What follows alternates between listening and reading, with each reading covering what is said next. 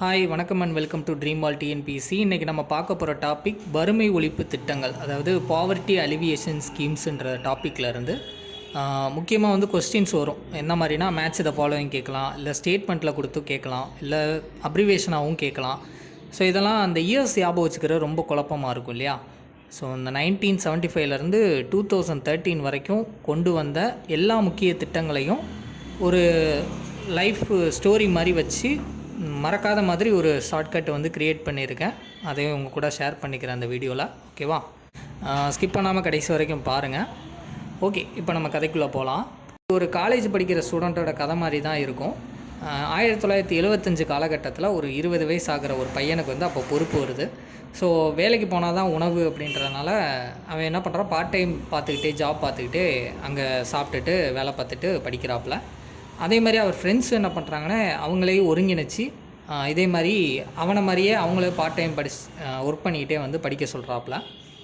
இது வந்து இளைஞர்களுக்கு வந்து சுயமாக ஒரு வேலை வாய்ப்பு வந்து உருவாக்கி தர மாதிரி இருக்குது அப்படின்னு சொல்லிட்டு பரவலாக அந்த காலேஜ் முழுக்க பேசப்படுது. அது நல்லா வரவேற்பு இருக்குது, அப்படியே போயிட்டுருக்கு. இது என்ன ஆகுதுன்னா பெரிய லெவலில் பேச ஆரம்பிக்கிறாங்க. அது வந்து நேஷ்னல் லெவலில் போக ஆரம்பிக்குது. இந்த மாதிரி ஒரு காலேஜ் ஸ்டூடெண்ட் வந்து இந்த மாதிரி எடுத்து அவங்க ஃப்ரெண்ட்ஸோடு சேர்ந்து இந்த மாதிரி பண்ணி நல்லா போய்கிட்டு இருக்காங்க அப்படின்னு. ரீசெண்டாக கூட நிறையா ஃபேமஸான நியூஸ்லாம் வருதுல்ல.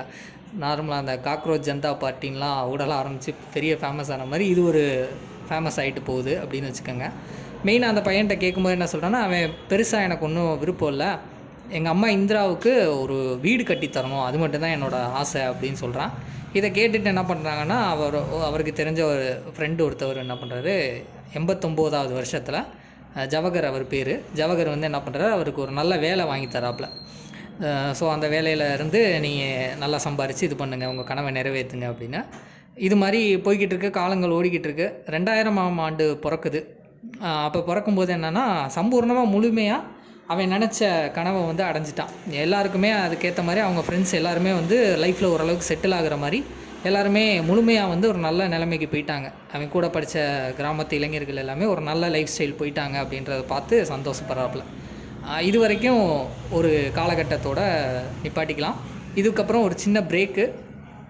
இப்போ வரைக்கும் நம்ம பார்த்த கதையோட திட்டங்கள்லாம் என்னென்ன அப்படின்றத நான் வரிசையாக சொல்லிடுறேன். நான் ஃபஸ்ட்டு ஸ்டார்டிங்லேயே சொல்லியிருந்தேன், இதை வந்து 1975 நடக்கிற காலகட்டம். அப்போ 20 வயசில் உள்ள பையன் வந்து காலேஜ் ஸ்டூடெண்ட்டுன்னு சொல்லியிருந்தேன்னா அதான் 1975 20 அம்ச திட்டம்.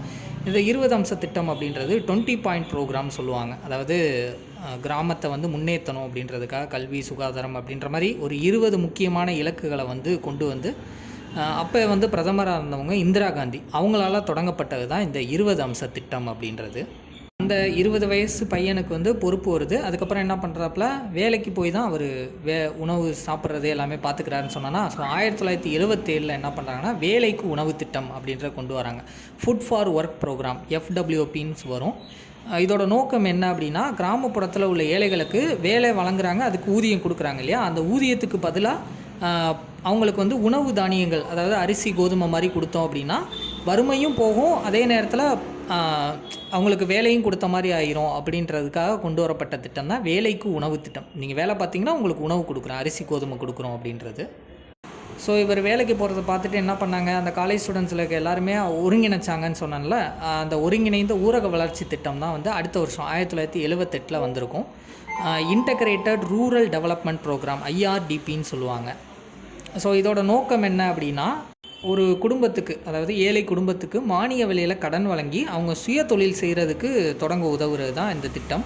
இது மூலமாக அவங்க வறுமை கோட்டைக்கு மேலே வருவாங்க அப்படின்றது தான் இதோட முக்கிய நோக்கமாக இருந்தது. ஸோ 1978 ஒருங்கிணைந்த ஊரக வளர்ச்சி திட்டம். சரிங்களா? அடுத்து என்ன சொன்னேன், இதை பார்த்து என்ன பண்ணுறாங்க, அந்த காலேஜ் ஸ்டூடெண்ட்ஸ் எல்லோரும் நிறைய பேர் என்ன பண்ணுறாங்க, சுயமாகவே வேலைவாய்ப்பு உருவாக்கி அந்தந்த ஸ்டூடெண்ட்ஸுக்கு ரெஃபர் பண்ணுறாங்க அப்படின்னு சொல்லியிருந்தோன்னா, ஸோ ஊரக இளைஞர்களுக்கான சுய வேலைவாய்ப்பு பயிற்சி, அதாவது 1979 கொண்டு வராங்க. Training of rural youth for self employment அப்படின்னு, ட்ரைசம் அப்படின்னு சொல்லுவாங்க, TRYSEM. ஓகேவா? இதோட நோக்கம் என்ன அப்படின்னா, கிராமப்புறத்தில் உள்ள 18 வயதுலேருந்து 35 வயதுக்குட்பட்ட ஏழை இளைஞர்களுக்கு பல்வேறு தொழில்களில் வந்து தொழில்நுட்ப பயிற்சியை வழங்குறதோ, இல்லாட்டி சுய தொழில் தொடங்குறதுக்கோ, அவங்கள ஒரு நல்ல வேலைக்கு செட்டில் ஆக்கிறதுக்கான தகுதியை வந்து மேம்படுத்துறது தான் இந்த ட்ரைசமோட வேலையாக இருந்துச்சு. ஸோ ஊரக இளைஞர்களுக்கு சுய வேலைவாய்ப்பு பயிற்சி. ஒரு சில காலேஜஸில் இருந்தெல்லாம் போடுவாங்க. தொழில்திறன் மேம்பாட்டு பயிற்சின்னு அரசாங்கம் நடத்தும், காலேஜஸ் நடத்தும். அந்த மாதிரியான ஒரு வேலைவாய்ப்பு பயிற்சி முகாம் தான் வந்து இது தொடங்கியிருக்காங்க ட்ரைசம்ன்றது. ஸோ அடுத்ததான் என்ன சொன்னேன், இந்த மாதிரி இவங்க ஒருங்கிணைந்து இந்த மாதிரி சுய வேலைவாய்ப்பு திட்டத்தெல்லாம் இது பண்ணுறது வந்து நேஷ்னல் லெவலில் பேசப்பட்டுச்சு அப்படின்னு சொல்லியிருந்தேன் இல்லையா. ரீசெண்டாக அந்த காக்ரோச் ஜனதா பார்ட்டி ஃபேமஸ் ஆன மாதிரி இதுவும் ஃபேமஸ் ஆயிடுச்சு. ஸோ அதனால் என்ன ஆச்சுன்னா, தேசிய லெவலில் ஊரக வேலைவாய்ப்பு திட்டம் அடுத்து கொண்டு வராங்க. அது எப்போனா அடுத்த வருஷமே 1980 நேஷ்னல் ரூரல் எம்ப்ளாய்மெண்ட் ப்ரோக்ராம், NREPன்னு சொல்லுவாங்க.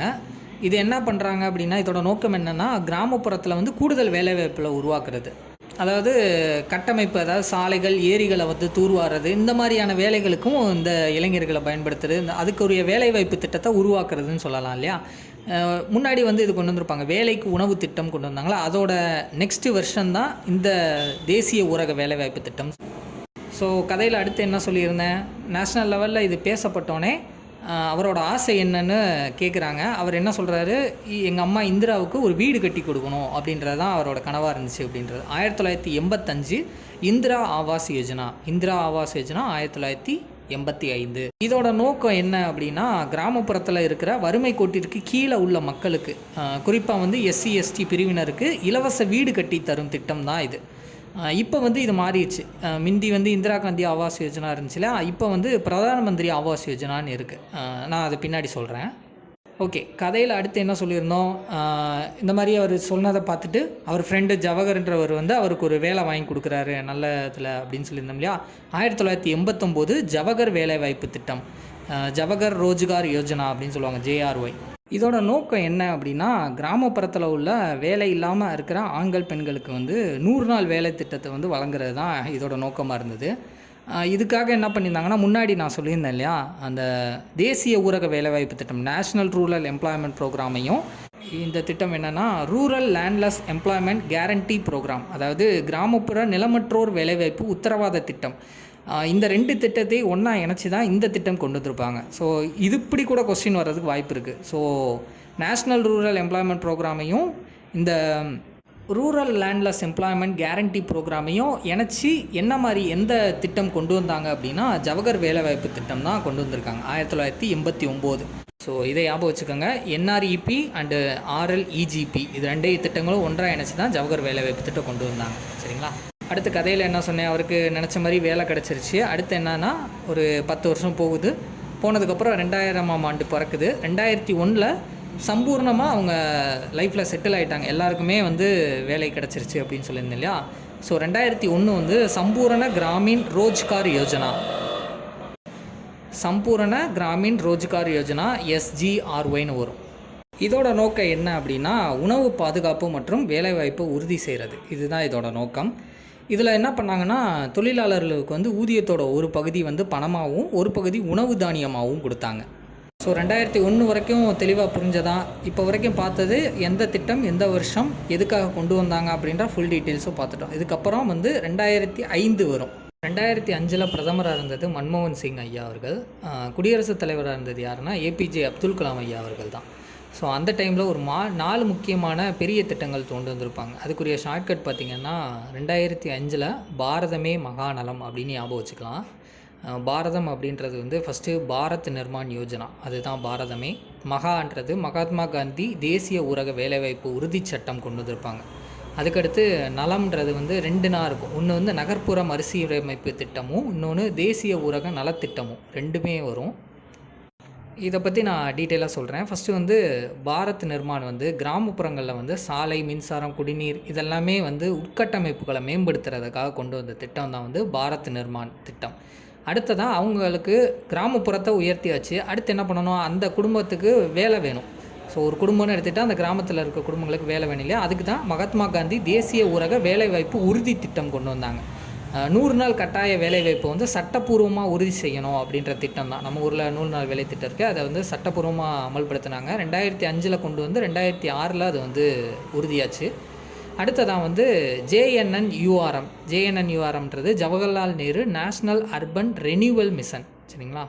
இது வந்து நகரத்தோட உட்கட்டமைப்பு வந்து மேம்படுத்துகிற திட்டம் தான். இது வந்து நகரத்தோட உட்கட்டமைப்பு வந்து கிராமம், கிராமத்தோட குடும்பங்கள் வந்து வேலை கொடுக்கறது. அடுத்து வந்து நகரங்களோட உட்கட்டமைப்பு. அடுத்து பார்த்திங்கன்னா என்ஆர்ஹெச்எம், அதாவது தேசிய ஊரக சுகாதார இயக்கம், நேஷ்னல் ரூரல் ஹெல்த் மிஷன் இருக்கு இல்லையா, இது வந்து கிராமப்புற மக்களுக்கு, குறிப்பாக வந்து பெண்கள் குழந்தைகளுக்கு வந்து தரமான மருத்துவ வசதிகளை கொடுக்கணும் அப்படின்றது. பாருங்கள் எப்படிப்பட்ட திட்டம் வரிசையாக கொண்டு வந்திருக்காங்க அந்த பீரியடில். ஸோ 2005 வந்து ஒரு பிளாக் பஸ்டர்னே சொல்லலாம். ஸோ அதனால் அந்த ஷார்ட்கட் வந்து 2005 பாரதமே மகாநலம் அப்படின்னு ஞாபகம் வச்சுக்கோங்க, உங்களுக்கு ஆட்டோமேட்டிக்காக வந்துடும். அடுத்ததாக நம்ம பார்க்கக்கூடிய 4 திட்டங்களுமே வந்து முன்னாடி நம்ம பார்த்துருப்போம் இல்லையா, அதுக்கு முன்னாடி அதோட ரீபில்டு வெர்ஷனாக தான் வரும் சரிங்களா. 2009 ராஜீவ் ஆவாஸ் யோஜனா, இது வந்து நகர்ப்பகுதிகளில் உள்ள குடிசை பகுதிகள் இருக்கு இல்லையா, அதெல்லாம் மேம்படுத்தி அவங்களுக்கு மலிவு விலையில் வீடுகள் கட்டி கொடுக்கணும் அப்படின்னு கொண்டு வந்தது தான். குடிசைகள் இல்லாத நாடாக மாற்றணும்னு சொல்லியிருப்பாங்களே, அது இந்த 2009 தான் ராஜீவ் ஆவாஸ் யோஜனா. இதுக்கு முன்னாடி 85 நம்ம என்ன சொல்லியிருப்போம், இந்திரா ஆவாஸ் யோஜனா வந்துடும். அவங்களுக்கு ஏதாவது வீடாவது கட்டி கொடுக்கணும் அப்படின்றது. ராஜீவ் ஆவாஸ் யோஜனாவில் நகர்ப்புறத்தில் உள்ள குடிசைகளை ஃபுல்லாக வீடாக மாற்றணும் அப்படின்றது சரிங்களா. இதுக்குரிய டிஃப்ரென்ஸ் நல்லா தெரிஞ்சு வச்சுக்கோங்க. இது வந்து 2009 வீடாக கட்டணும் அப்படின்னு சொன்னது. அடுத்ததாக 2010 வந்து பிரதான் மந்திரி ஆதர்ஸ் கிராம் சதக் யோஜனா, PMAGSYன்னு சொல்லுவாங்க. அதாவது இதோட நோக்கம் என்ன அப்படின்னா, மாதிரி கிராமங்களாக உருவாக்குறது. அதாவது 50% மேலே SC மக்கள் வாழ்கிற கிராமங்களை தத்தெடுத்து அங்கே வந்து சாலை, குடிநீர், கல்வின்ற மாதிரியான வசதிகளை ஃபுல்லாக ஏற்படுத்தி அதை ஒரு முன்மாதிரியான கிராமங்களாக வந்து மேம்படுத்தணும் அப்படின்றதுக்காக கொண்டு வந்தது தான் பிரதான் மந்திரி ஆதர்ஸ் கிராம் சதக் யோஜனா சரிங்களா. அடுத்ததாக 2011 அடுத்த வருஷமே தேசிய ஊரக வாழ்வாதார திட்டம், national rural livelihood mission, national rural health mission பார்த்துருப்போம் இல்லையா, அது மாதிரி இது லிவ்லிஹுட் மிஷன், அது வாழ்வாதார திட்டம். இதை வந்து ஆஜீவிகா அப்படின்னு சொல்லுவாங்க. இதோட நோக்கம் என்னென்னா, கிராமப்புறத்தில் உள்ள ஏழை பெண்களை வந்து சுய உதவி குழுக்கள் மூலமாக ஒருங்கிணைச்சி அவங்களுக்கு குறைஞ்ச வட்டியில் கடன் கொடுத்து அது வேலைவாய்ப்பு பயிற்சி வழங்கி வறுமையை ஒழிக்கணும் அப்படின்றதுக்கான நோக்கமாக கொண்டு வந்தது தான். அவங்க வாழ்வாதாரத்தை மேம்படுத்தணுன்றதுக்காக வாழ்வாதார திட்டம், தேசிய ஊரக வாழ்வாதார திட்டம் ஆஜீவிகா 2011 சரிங்களா. அடுத்ததாக பார்த்தீங்கன்னா 2013 தேசிய உணவு பாதுகாப்பு சட்டம், national food security act, NFSA. இது மூலமாக தான் வந்து ரேஷன் கடைகள்லாம் பொருட்கள்லாம் கொடுக்குறாங்க இல்லையா, அதோட பேசிக் வந்து இதுதான். என்னென்னா, மக்கள் தொகை, இந்தியாவோட மக்கள் தொகையில் 3/2 பங்கு, அதாவது குறிப்பிட்டு 67% மக்களுக்கு வந்து குறைஞ்ச விலையில் இல்லையோ இலவசமாகவோ அரிசி, கோதுமை, தானியங்களை ஃபுல்லாக வழங்கி யாருக்காவது உணவில்லை அப்படின்ற மாதிரி இல்லாமல் அதை செய்யணும் அப்படின்றதுக்காக சட்டப்பூர்வமாக உரிமையாக்கினது தான் இந்த NFSA. ஸோ யாருக்கும் சாப்பாடு இல்லாமல் இருக்கக்கூடாது இந்தியாவில் வாழ்கிற மக்கள் அப்படின்றதுக்காக ஃப்ரீயாக வந்து அரிசி, கோதுமை எல்லாம் கொடுத்தாங்க. அதுதான் எந்த சட்டத்துக்கு கீழே கொண்டு வந்தாங்கன்னா, தேசிய உணவு பாதுகாப்பு சட்டம் 2013 சரிங்களா. அதே மாதிரி இன்னொரு விஷயம் நான் சொல்ல மறந்துட்டேன், சம்பூர்ண கிராமின் ரோஜ்கார் யோஜனா 2001 சொல்லியிருப்பேன் இல்லையா, எல்லாருக்குமே வந்து சமமாக வந்து கிராமப்புறங்களில் உள்ள ஏழை மக்களுக்கு வேலைவாய்ப்பு ஃபுல்லாக வழங்குறது தான் அதோட இதுன்னு. அதை வந்து என்ன பண்ணியிருப்பாங்கன்னா, 2001 சம்பூர்ண கிராமின் ரோஜ்கார் யோஜனான்னு இருந்ததை 2006 வந்து 5/6 கொண்டு வந்து அந்த மகாத்மா காந்தி தேசிய ஊரக வேலைவாய்ப்பு திட்டம் இருக்கு இல்லையா, இதோட இணைச்சிருப்பாங்க. ஸோ அந்த ஒரு பகுதி உணவு, ஒரு பகுதி பணமாகவும் கொடுத்துருப்பாங்க. இதில் சம்பூர்ண கிராமின் ரோஜ்கார் யோஜனாவில். ஸோ அதை வந்து இதுக்கப்புறம் சட்டப்பூர்வமாக கொண்டு வந்துட்டாங்க இல்லையா, வேலைவாய்ப்புக்காகன்னு சொல்லி தானே மகாத்மா காந்தி தேசிய ஊரக வேலைவாய்ப்பு கொண்டு வந்தாங்க. ஸோ அது கூட வந்து இதை இணைச்சி விட்டாங்க. அதை நான் சொல்ல மறந்துட்டேன் அந்த நேரத்தில். ஓகேவா, இவ்வளோ தாங்க டோட்டலாக நான் முடிச்சிட்டேன். மொத்தமாக இதில் நம்ம 16 திட்டங்கள் பார்த்துருக்கோம். ஃபஸ்ட்டு சொன்ன கதையை ஞாபகம் வச்சுக்கோங்க, அதுக்கப்புறம் வர்றது எல்லாமே உங்களுக்கு ஆட்டோமேட்டிக்காகவே மைண்டில் ஏறிடும் சரிங்களா. ஸோ இந்த வீடியோ யூஸ்ஃபுல்லாக இருந்துச்சு அப்படின்னா கீழே கமெண்ட் பண்ணுங்கள், உங்கள் ஃப்ரெண்ட்ஸுக்கு ஷேர் பண்ணுங்கள். மேலும் இது போன்ற அடுத்தடுத்த டாப்பிக்கில் சந்திப்போம். Thank you to all.